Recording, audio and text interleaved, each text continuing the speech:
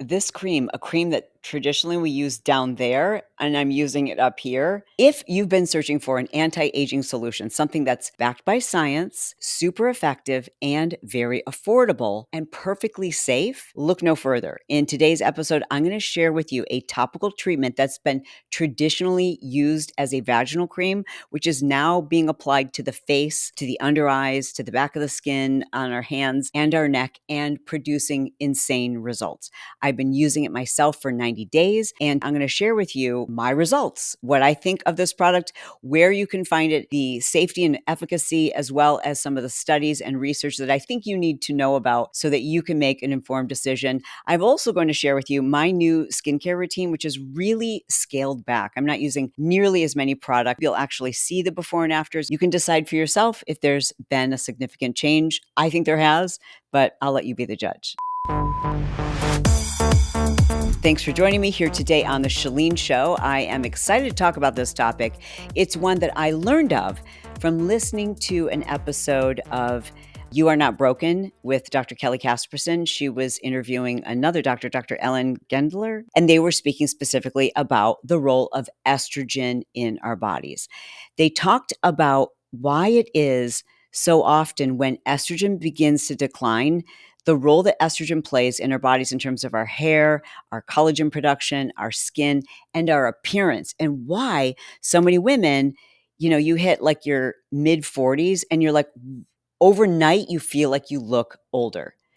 In that episode, she discussed how she had been using, Dr. Ellen had been using vaginal estrogen cream on her face for years and swore by it. Why should you not be using this on your face? You use it in your vagina and it seems to work there. So why would you not use it on areas of your face? It made a lot of sense to me. And 25 years ago, I started using it on myself. I think that the areas on which I've used it are really pretty good and would not have been as good, in my opinion. So then they kind of went into the science behind it. I started looking into some of the research myself.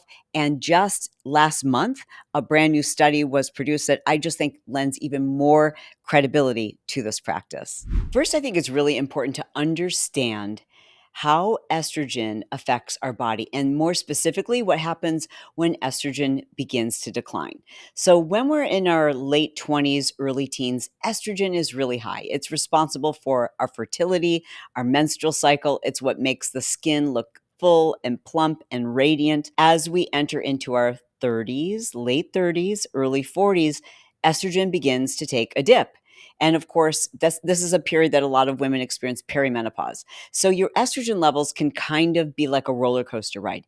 You probably remember in that stage of your life, waking up and one days you're like, oh my gosh, I'm having such a good face day. And then other days you're like, why do I look so ugly? Do you remember those days? And then when we reach our late 40s, early 50s, we're really seeing a significant decline in estrogen. It gives you an indication of what that decline in estrogen looks like. So by the time we hit our late 40s, early 50s, and you're likely entering into menopause, estrogen is out the door. It's interesting. I don't know if you've ever felt this way. I have, where you just wake up one day and you're like, wait a second, how did I just get like 5 years older overnight? And you wonder, like, is this in my mind? Is it something that I've done? Well, interestingly enough, there are studies that show it's not in your head. Girl, it's a legitimate thing. We age in significant, like physically, not number wise, like our appearance. We have major dips in our appearance around just before age 45 and just around the late 50s. And that is due in large part to these dramatic dips in our estrogen. When our estrogen dips, we produce less collagen. In the first 5 years of menopause, your collagen production drops 30%. 30%, that's insane. And your collagen is what is responsible for your skin's fullness, for your skin's thickness, for the elasticity that we experience, for that youthful appearance. Collagen is what makes skin firm. So as you're losing this collagen, it's not in your mind that you're like, is my skin changing? I specifically remember looking down at I was like putting lotion on my thighs, and I remember thinking to myself, like, whose skin is this? This is like maybe 4 or 5 years ago, maybe 3 years ago. I remember like being in my bathroom and going, did this happen overnight? That's when I discovered castor oil. Now, I'm still a huge fan of castor oil, and castor oil is amazing. It is really thick. Well, it holds all the moisture in. I love castor oil for that reason, and I've done a whole bunch of videos and episodes about castor oil. It's got a learning curve. Not everyone loves it, but I bathe in it. But despite that, castor oil is never going to make my skin thicker. Castor oil is not going to produce more collagen. What I need to produce more collagen is estrogen. So, for those of you who are doing some type of hormone replacement therapy, maybe you're doing a sublingual estrogen, like you're taking it orally. If you're taking an oral estrogen, that is, in fact, going to boost your collagen. It is going to replenish those things that you otherwise would be losing. And I've done a whole bunch of episodes. I don't want to talk about this in every single episode, but maybe I should. And that is like the science. Ladies, we've got to spread the word. You've got to send this to your friends. Anytime you get together with your girlfriends, start talking about hormones and how the new research is showing us that we're going to live longer and we have a much lower risk of getting cancer, all types of cancer, of dying of any type of preventable disease if we can get on hormone replacement therapy earlier instead of later. And it's never too late. So if you're watching this and you're 65 or 70, it's not too late to consider certain forms of hormone replacement therapy. It's going to give you stronger bones. It's going to give you a better heart, a better brain, all the things. And so if you're concerned with longevity, you should be considering hormone replacement therapy. And for a lot of us, what's going on the inside is great, but it's the outside sometimes that puts us in a good mood. You know what I'm saying? Call me shallow. I don't care. I am. I care about my appearance.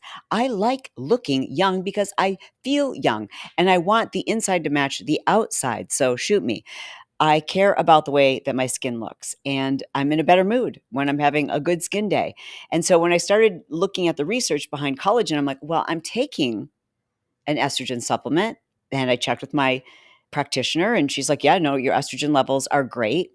And I'm like, so then would it benefit me to use estrogen cream on my face? And why is it I would need that if my estrogen levels systemically are fine?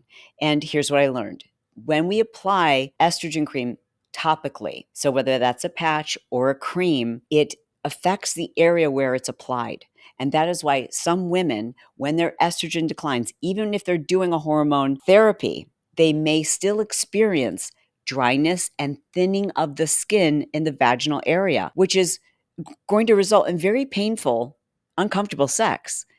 Dryness and thinning of the tissues, and the tissues actually become, how do I say this? Less plump, I guess is the best way to put it, less full, sagging. Sagging skin is the result of low collagen and low estrogen. So when we add estrogen topically to the vaginal area, it keeps things plump and moist and firm, and it makes the skin thicker. Now, the vaginal mucosis, I hate the word mucosis. Did I just say the word mucosis? Excuse me while I go throw up. I can say vaginal, but mucosis, that word. Anyways, that area, the skin is much thinner and much more fragile, much more sensitive, obviously, than other areas. So imagine if we're putting estrogen cream in other places, and this is what people were trying to figure out, and probably by accident before we actually had official studies. I'm sure people were like, "Hey, if this stuff works down there, why don't I just try it up here?" And that's what happened. And what they discovered is, yeah, this stuff, wherever you applied it topically, it would improve the appearance of the skin substantially. In one of the studies, people who applied the topical treatment of the estrogen cream for 12 weeks, the women reported an 88% improvement. What? 88%? Sign me up. Wait, guess what time it is? It is time for me to invite you to become a subscriber and to say thank you to those of you who are subscribers who leave comments. So shout out to Patrick Plummer, who always leaves me the sweetest, the nicest, the most uplifting comments. Patrick, you are a gem. I also want to say shout out to subscriber Polly Putnett. She said, I love how transparent these videos are. Thanks to you, I've had my wake-up call to get in gear for menopause. I turned 43 in December. I bought a rebounder rebounder. I started GLP-1 low dose therapy, and now I'm wearing a weighted vest. I love that. So if you are a new subscriber, please drop a comment below because I would love to be able to say hello to you in an upcoming video. Not to mention, it's kind of the cool thing to do. And I mean, you want to be cool, right? I mean, and it's free. Anyways, back to your face. In 2019, a study published by the International Journal of Women's Dermatology, researchers found that estrogen deficient skin showed a sharp decline in collagen production, hydration, and the ability to heal quickly. Now, you may have noticed if you're over 40, like you can get a wound or maybe you have an incision and you're like, I just am not healing as fast as I once did. I noticed that myself. I had a surgery last year and I was like, I can't believe how much slower my skin is healing compared to how fast it used to recover. In 2023, a systematic review published in the Journal of Menopausal Medicine showed that estrogen treatment in the form of creams, topical creams, helped to restore collagen, elasticity, reduce the appearance of wrinkles, and significantly improve the overall appearance of skin. Okay, so maybe you already have estrogen cream that you've been using for the vaginal area, and you're thinking like, can I just apply this to my face? Well, hold on. I'm certainly not your doctor. I'm not your practitioner. I'm not your clinician. So I can't give you the go ahead for that. But I can tell you a little bit more about the types of creams that we found to be most beneficial for the face. And I'll tell you about the cream that I've been using and talk to you about like how to get this stuff. Because when I first heard this interview with Dr. Kelly, I was like, I right away went straight to Amazon, which I always tell you not to do. But of course, I was leaving for Europe. So I'm like, I have to get my hands on this stuff like right now because I want a younger face. I would like literally part of my like eye-opening experience while I was in Europe was I felt like my face was getting like overnight it felt old. I'll talk about that in a minute, but like part of what I decided to do was the estrogen cream. It's also one of the reasons why I decided to give up alcohol is because I was reading the research on like what that does to your skin and the aging process. And like for vanity reasons, I'm like, maybe like this will help me to look younger. And that was the main reason why I gave up drinking alcohol at first. Anyways, before I go into that, let's talk about the different types of estrogen cream you could be using on your face. So estrogen is a group of hormones. So there's estrone, there's estradiol, and there's estriol. Now, all of them are a little bit different, and we produce them at different times in our life, and they serve different purposes. But typically and traditionally, it is estradiol that is used as a vaginal cream in a 0.01% application. You do need to have that prescribed by your practitioner. Now, if you don't have a practitioner in your area or someone that you have access to who is specifically trained and specializes in women's hormone health, find somebody. Find someone who's up to date, someone who will actually listen. And frankly, it is my hope that that changes soon. There are some alternatives. One that I recommend all the time is MIDI Health. MIDI Health is a telehealth company. It is the company, and the reason why I asked if they would be a show sponsor for the Shalene Show is because of this experience. So I couldn't get into my traditional hormone doctor, who I love, by the way, but I do pay for her all out of pocket. And I couldn't get into her before our trip to Europe. So I was trying to find a telehealth company that I could get into very quickly. I heard Dr. Kelly Casperson and Dr. Mary Claire Haver talking about this company. So I'm like, all right, it's reputable. I called them. I got the cream sent to me and I did a 90-day supply. So I'm going to share with you my results after 90 days. But again, back to the types of creams used on the face. Estradiol tends to be it's considered a stronger estrogen. There's also estriol. Estriol is a less potent estrogen. So some people feel like that's a safer estrogen to apply topically if you're someone who's worried about your systemic, meaning like your whole body estrogen levels increasing.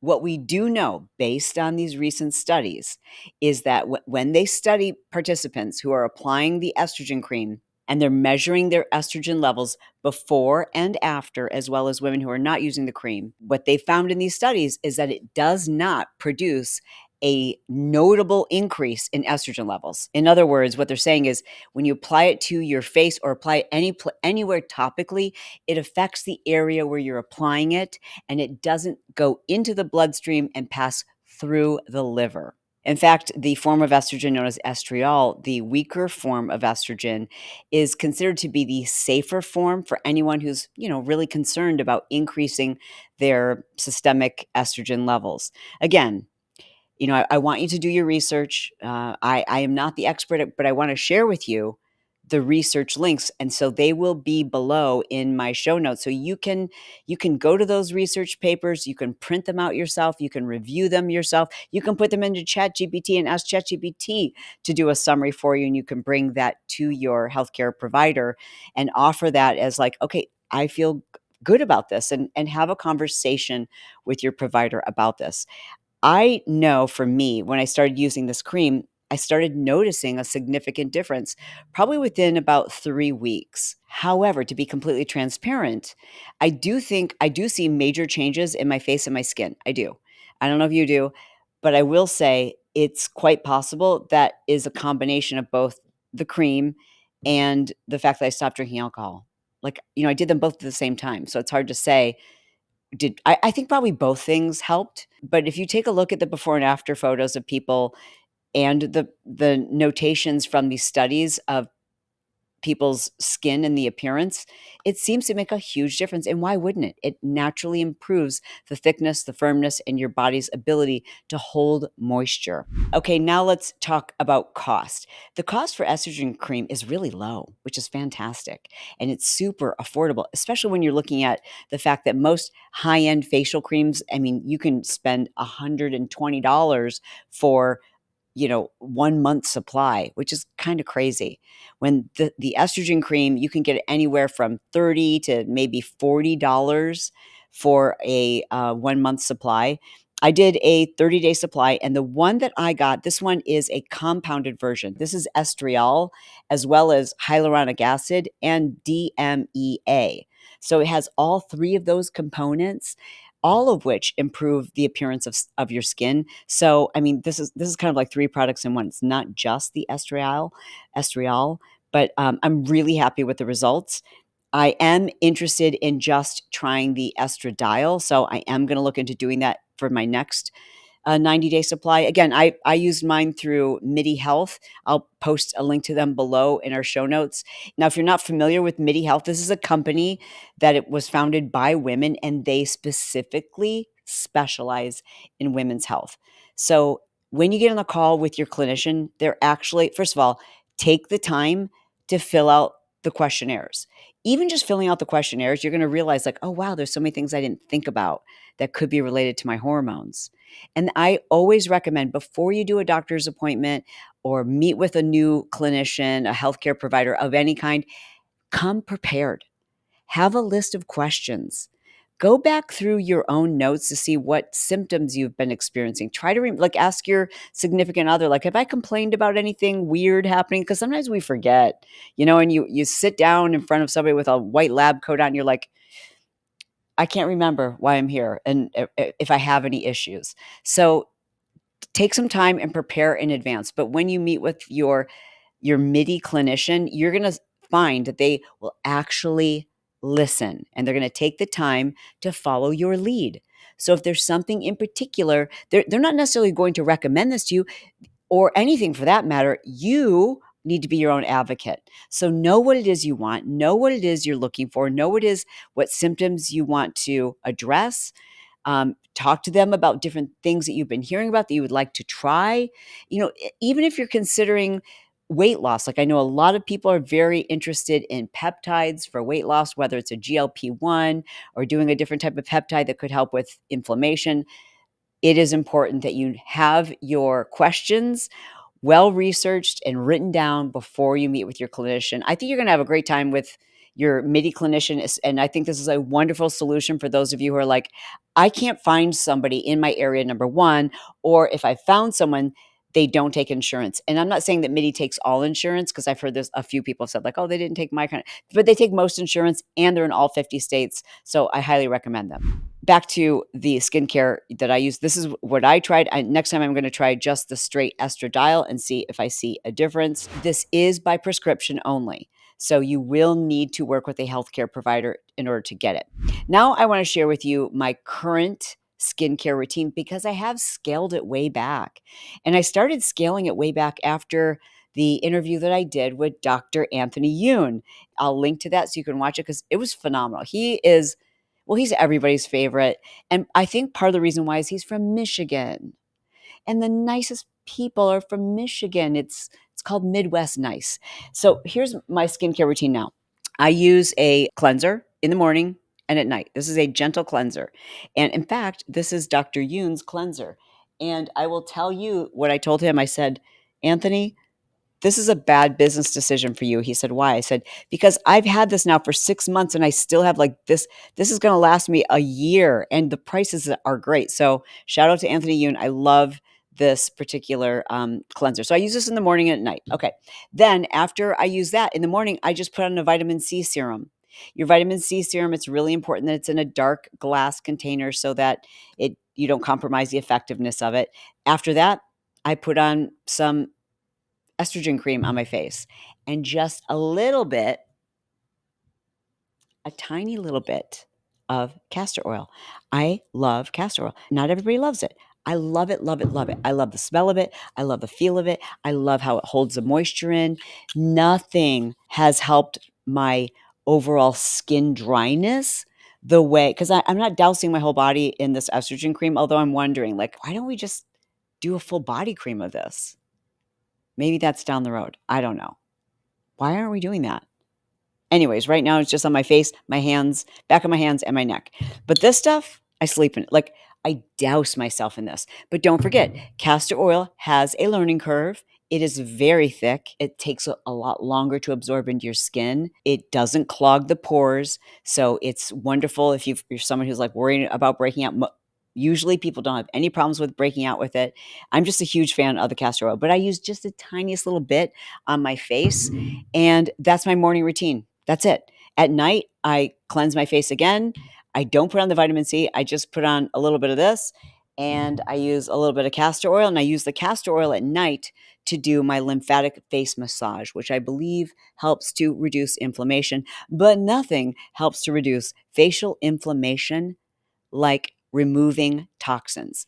The worst thing you can do for your skin is smoke. You know that, right?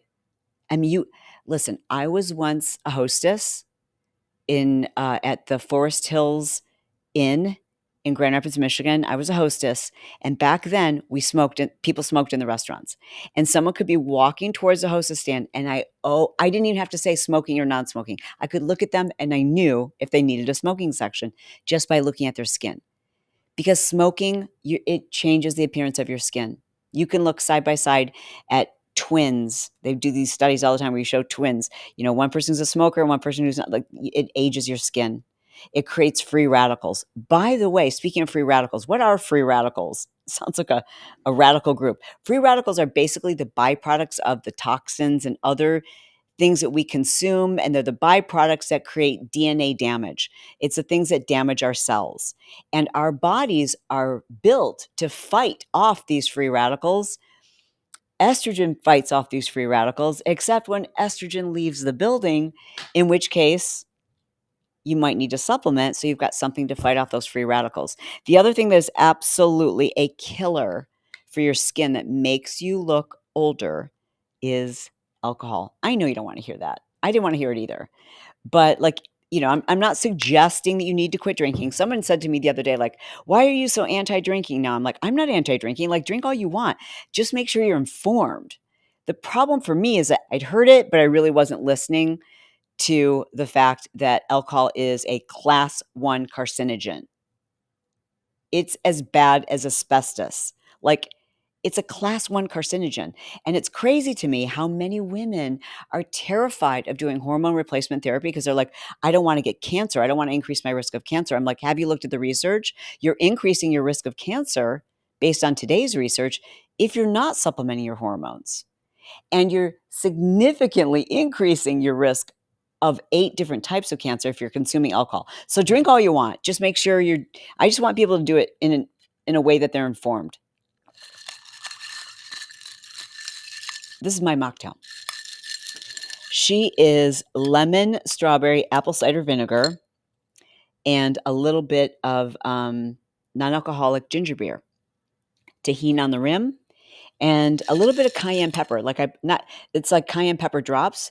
I don't know. It's just so tasty. I love it. My mocktail has become the thing that I look forward to almost as much as I once looked forward to champagne. And this isn't going to give me cancer. You know what I'm saying? This is not going to give me dementia. This is just going to make me hydrated. I digress. So, anyways, please continue to drink responsibly, but just remember it is aging you. It is making your skin look saggier. It is taking dehydration or hydration out of your skin. It is depleting your body's ability to absorb nutrients. So it is creating these nutrient deficiencies. There's no health benefits to it, but like if it's fun for you and you know all these things and you're like, I don't care, then that's cool. I love you and I support whatever decision you decide is best for you. But when it comes to the safety of using estrogen creams topically, I want you to know that studies published in the Women's Journal of Dermatology suggested that topical estrogen creams are safe for most all women, including those with a history of breast cancer. Having said that, obviously, it's really important that you speak to your healthcare practitioner and find out if it's right for you. Now, if you're someone who's, under 40, do you need to use estrogen cream? Do you need to do preventative Botox? I think that's so dumb. Preventative Botox. That is such a gimmick, in my opinion. Like, really? Huh? That doesn't even make sense.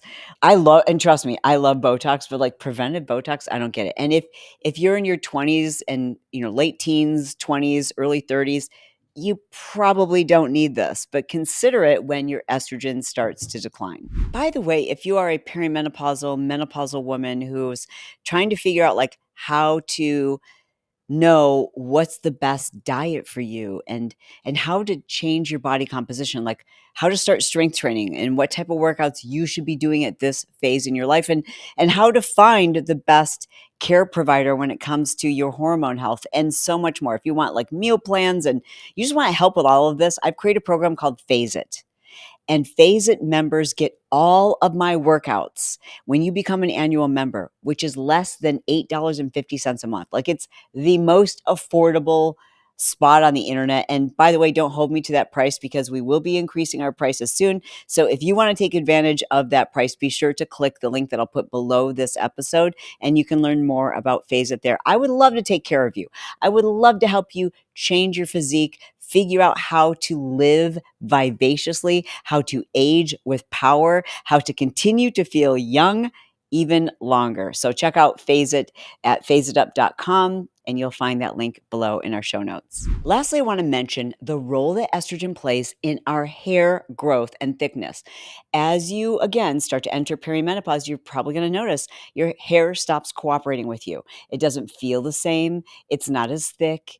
In fact, you may have even noticed what they call female pattern baldness, where you start to lose your hair in certain areas, starts to get really thin on the top and up on the sides. If you've noticed that, again, that is not in your imagination. This is due to a decline in our hormones. Yes, testosterone, if you take too much testosterone, that can cause hair loss. If your testosterone is too low, that can cause hair loss. If your estrogen is too high, like it's all about creating this symbiotic balance. And that's why I encourage you, if you are trying to figure out your hormones, be patient. It's not an exact science. It's kind of an art form, and each one of us is very different. And it does, taking your labs, that's important, but really it's about your symptoms. So, pay attention to your symptoms. Even if your clinician says, "Oh, all your levels are fine," but you're still having hot flashes, or this is weird thing happening with your hair falling out, or whatever your symptoms are, regardless of whether your labs are in the normal range or not, it does, like, your symptoms are what matter. So please remember to keep note of those. And when it comes to your hair, know that as your estrogen declines, it's going to affect your hair. And there's incredible new research. I think we're going to see more and more of this. In fact, if you want me to do a whole episode talking about the different topical treatments where we've got great studies to show that it's improving women's hair in their 40s and 50s and beyond, postmenopausal women seeing incredible hair regrowth with minoxidil and also topical estrogen. Again, estrogen for your hair. Again, talk to your healthcare practitioner about this. These are things that usually have to be prescribed. I know that there's some supplements that are out there. I'm curious. I'm just going to ask. Have you tried Nutrafol? I saw everybody talking about that one, and I took it for like a week and I got like major acne. And I think it was from that. Like anyone. But I've also heard great things about that. I love to do a whole episode just on hair and some of the proven treatments and the scientific studies to back those up. You let me know if that's something you would be interested in. If so, drop your comments below this YouTube video or drop them wherever you're listening to the show where you have the ability to comment in the Pod Squad on Patreon, because I would love to do that. Wait, before you go, if you enjoyed this episode, I think you would love the episode that I did on castor oil, specifically some of the do's and don'ts, some of the things you want to avoid if you're new to castor oil. So you can check that out here on YouTube. Thank you so much for joining me here on The Chalene Show. I love you. I mean it. And I'll talk to you soon. Do a show for Versace. They request me by name. And if they don't get Nikki, it just won't be the same. When I'm sitting with Anna, I'm really sitting with Anna. Ain't a metaphor punchline. I'm really sitting with Anna. Front and row with Oscar de la Renta Pasha. Ain't a bitch that could be me, not even my imposter. That's our sound check. Microphone check 1 2 1 2. I love that the people stay to the very end just to see my rap. I love you.